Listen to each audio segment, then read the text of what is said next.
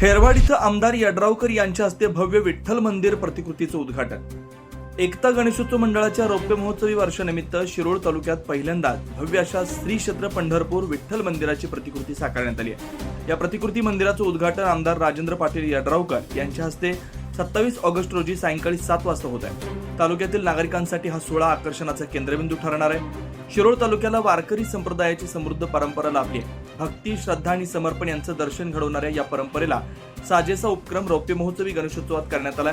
मंडळाने सामाजिक व धार्मिक जाणीवा दृढ करण्याच्या उद्देशाने पंढरपूर येथील विठ्ठल मंदिराची हुबेहूब प्रतिकृती उभारली आहे। ती डोळ्यांचं पारणं फेडणारी ठरते आहे। मंदिराचा मंडप भव्य दिव्य सजावट, आकर्षक कलाकुसर आणि सजीवतेचा अनुभव देणाऱ्या देखाव्यानं सजवण्यात आला। गणेशोत्सवात नेहमीच देखाव्यांद्वारे समाज जीवनाला प्रेरणा देण्याचा प्रयत्न होत असतो।